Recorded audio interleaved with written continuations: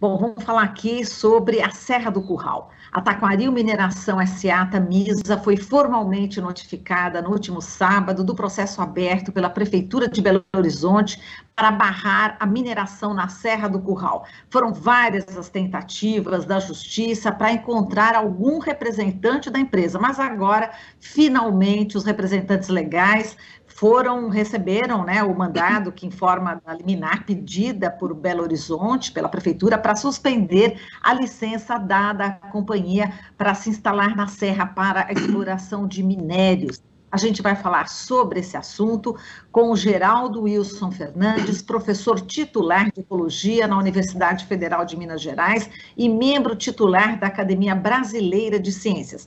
Olá, professor, bom dia, prazer em recebê-lo.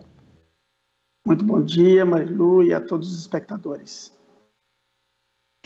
Professor, bom, começou a correr a partir desta segunda-feira o prazo, né, de 10 dias para que a empresa se manifeste judicialmente sobre o processo aberto pela Procuradoria-Geral do Município de Belo Horizonte, que visa justamente suspender a licença para mineração na Serra do Curral. O governo do estado de Minas e o Instituto Nacional do Patrimônio Histórico e Artístico também devem se manifestar. Bom, em relação a essa questão agora judicial, qual que é a sua expectativa, professor, em relação a esse processo aberto pela PGR de Belo Horizonte?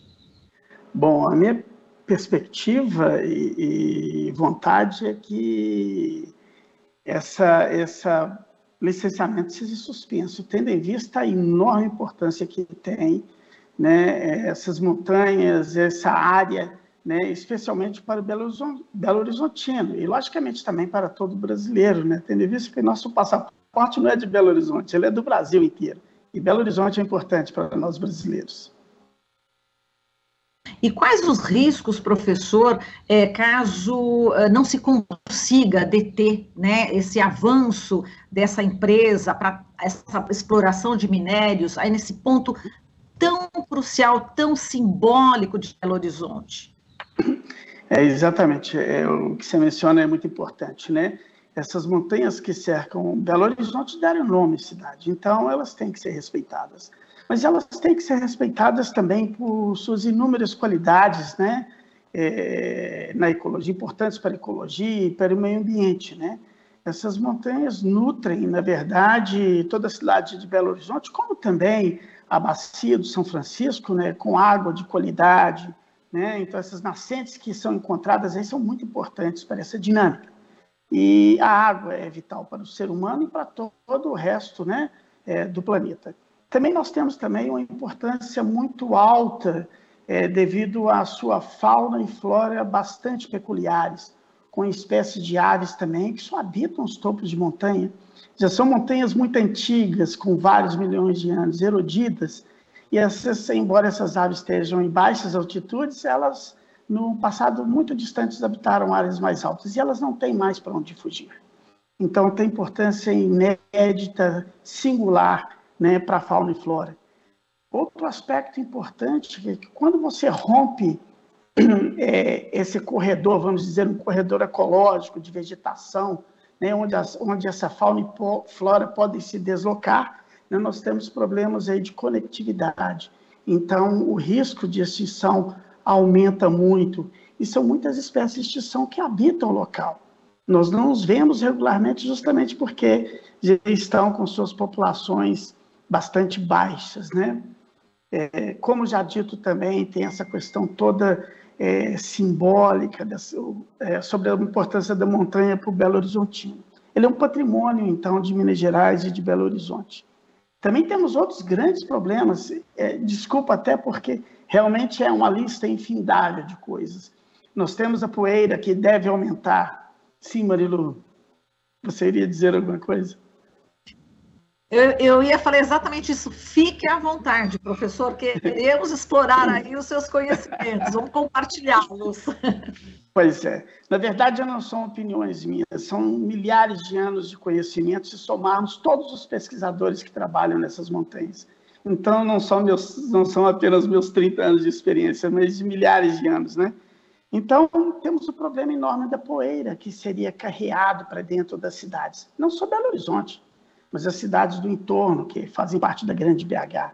Tem a questão climática, no qual também a mineração pode influenciar o microclima, né, esse é o regime de chuvas e, lógico, então, aí, né, de como esses rios são nutridos pela chuva. Tem ainda a questão do ruído, que certamente vai afugentar a fauna. Nós hoje já experimentamos, né, um declínio dos polinizadores, né, em todo o mundo. E, logicamente, nós precisamos de polinizadores para essas plantinhas que só existem aí nesse lugar. É uma região marcada por plantas muito distintas e nós não teremos mais, talvez, né, polinizadores aí. Outro problema grande que eu não vi ninguém mencionar ainda é a questão da poluição luminosa, né? Ninguém fala sobre poluição luminosa, mas ela precisa estar no nosso cardápio.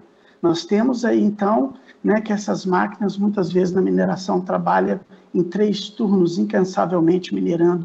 E essa poluição luminosa poderia atrair polinizadores também, levando-os aí para essas luzes onde seriam facilmente predados. É um caso que, em geral, nunca é abordado, né? O Núcleo de Estudos da Serra do Curral, da Fundação Biodiversa, já se posicionou também contra, um grupo muito grande de pesquisadores. Então, nós temos aí grandes problemas à frente. Eu espero que essa importância seja avaliada, né, com o seu devido valor e aprofundar, de forma bem aprofundada, né, para a concessão dessa mineração. Nossa, achei muito curioso, professor, essa questão da luminosidade, né? Como é que se daria, então, essa atração, né, dos polinizadores? Qual que é o risco efetivo? Como se daria isso? Pois é, Marilu, o caso é que realmente a poluição luminosa nunca é avaliada, mas quando nós trazemos luzes, né, para ambientes onde ela não é comum, nós trabalhamos todos os ciclos, né, de vida dos animais. Por exemplo, os animais se dirigem em direção a fontes luminosas onde poderiam ser presas fáceis, né? Insetos poderiam ser presas fáceis de outros predadores, e aí você estaria interferindo em toda essa trama, né, de interações que existe no mundo, né, e que poderiam causar mais extinção, falta de polinizadores. Esses bichinhos pequenininhos, né, eles vão até vários lugares, andam, voam grandes distâncias polinizando as nossas hortaliças e por aí afora. Então, são muitos problemas que precisam ser devidamente avaliados antes de um licenciamento. E eu creio que não foram devidamente avaliados.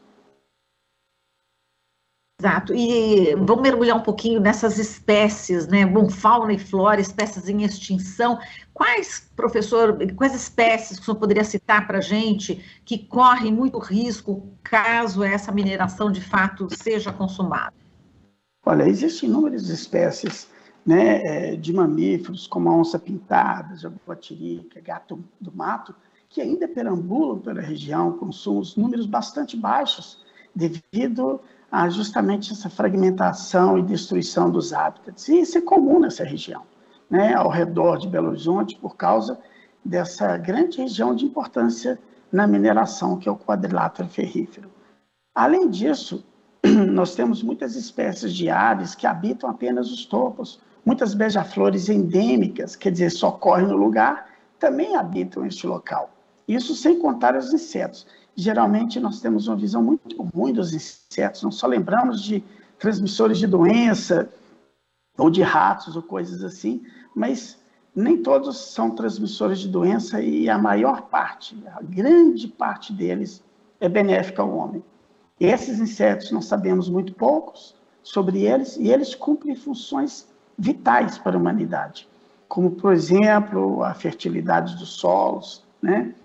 Nós temos aí os polinizadores, que são aí vitais. Nós não sabemos polinizar plantas, então nós precisamos deles, né? Se eles forem extintos ou tiverem suas populações muito baixas, nós podemos perder, né, a polinização de espécies importantes na nossa economia e pagarmos uma conta muito alta. E, professor, eu estava lendo aqui algumas notícias, né, dos jornais locais aí, né, de Minas Gerais, e uma das preocupações é com relação ao próprio pico, né, que existe aí na Serra, que com certeza, segundo informações, esse empreendimento pode abalar o pico, pode causar, inclusive, o seu desabamento. Quer dizer, é muito preocupante. Por isso, existe toda uma mobilização, inclusive, dos políticos, né, que são sensíveis a essa causa, parece que estão realmente tentando instalar aí uma CPI, uma comissão parlamentar de inquérito, na Assembleia Legislativa de Belo Horizonte. Eu lembrei, quase eu falei do Rio de Janeiro, mas é que eu lembrei também do Pão de Açúcar, né? E já estão fazendo aí uma comparação, que é como se fosse, imagina, colocar, por exemplo, uma mineração ali próximo ao Pão de Açúcar, e é muito próximo também a esse pico, essa Serra do Curral, não é isso, professor? Eu coloquei vários pontos aqui, mas esteja à vontade para fazer aí o seu comentário em relação a esse possível risco também de desabamento e esse abalo nessa simbologia de Belo Horizonte, de Minas Gerais. Pois é, esse pico é extremamente importante, ele faz parte da nossa história.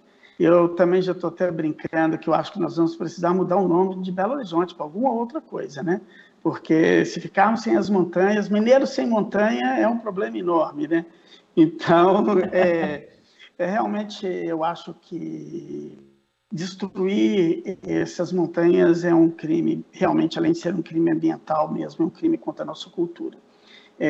A mineração próxima a esse tipo de pico, né, embora ele não seja extremamente alto, realmente pode danificá-lo, né, na sua estrutura, pode ter fundamento técnico-científico, mas também não é apenas isso, né? Nós lembramos que toda a vida nele, mesmo estando aí a uma certa distância, eu creio que é muito perto, vai também afetar as espécies de planta e animais que habitam o pico, tendo em vista o deslocamento de poeira, né, a probabilidade de aumento das chances, né, de um microclima completamente diferenciado.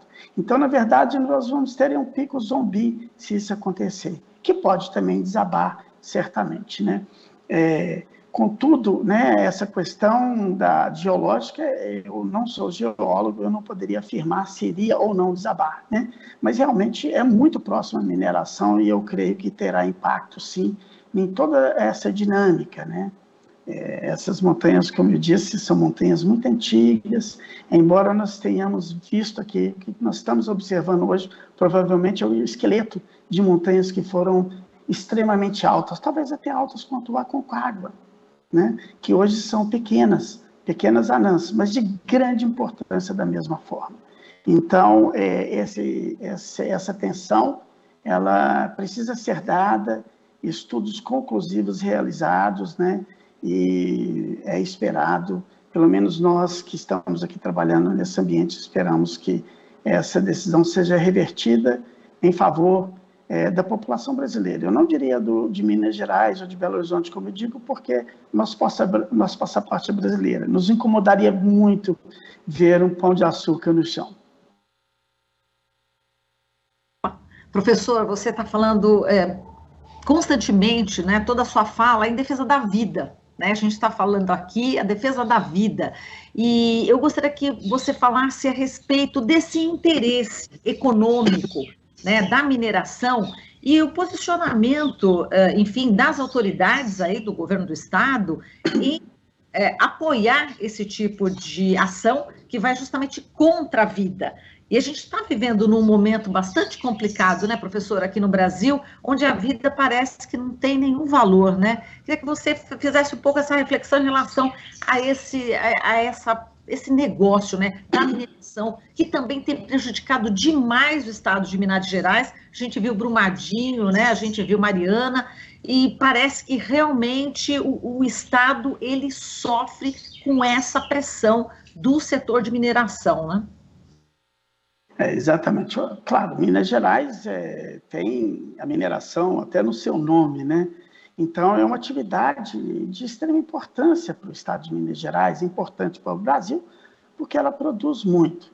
Então, estamos acostumados a isso. O que nós não devemos acostumar com as sequelas deixadas por ela, com as cicatrizes deixadas nas montanhas, né, e essas consequências absurdas do descompromisso, né, de várias minerações para com o meio ambiente e para com o povo.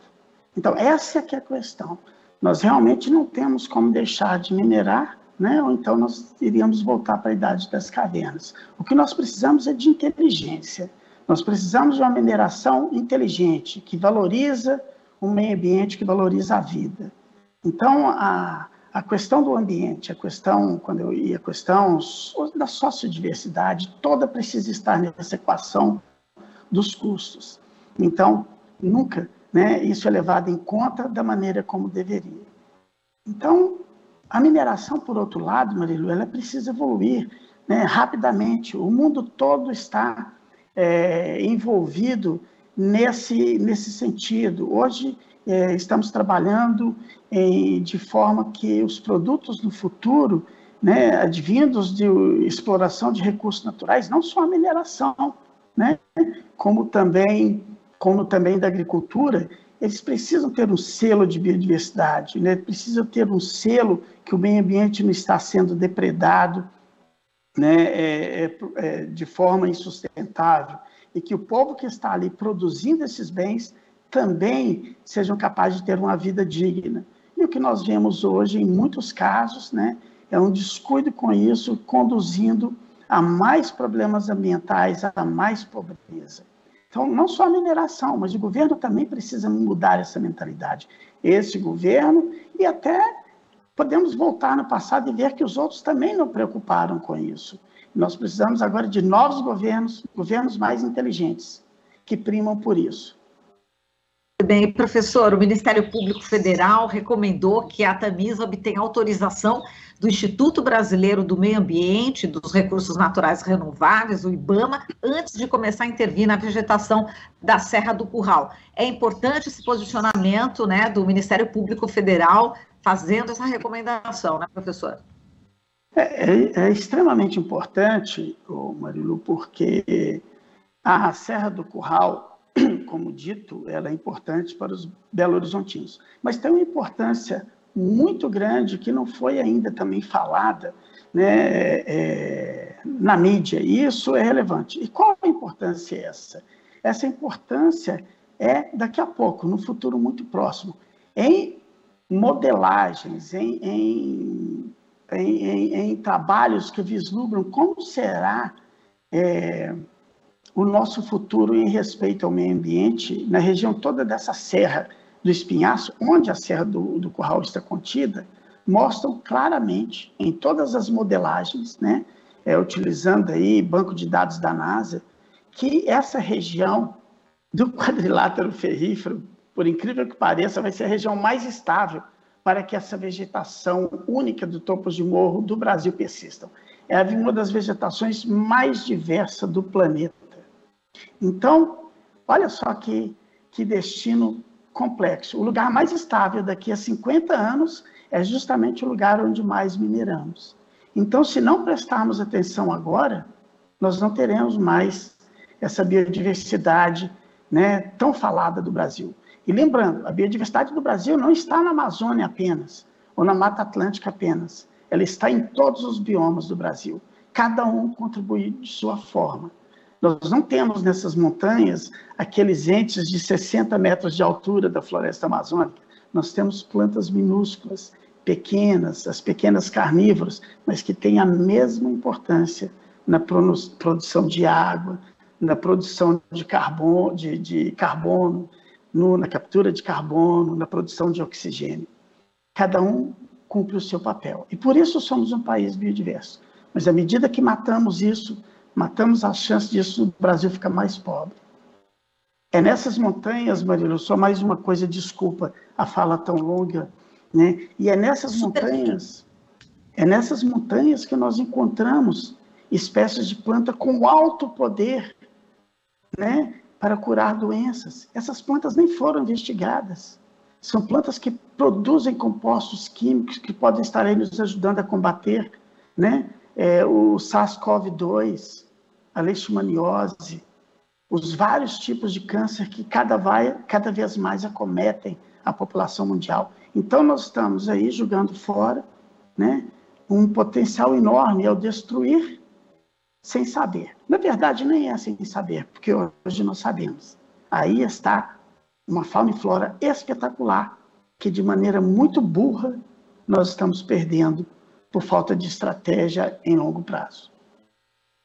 Bom, professor, o nosso tempo está esgotado, mas eu teria muitas outras perguntas a partir dessa última fala sua, né?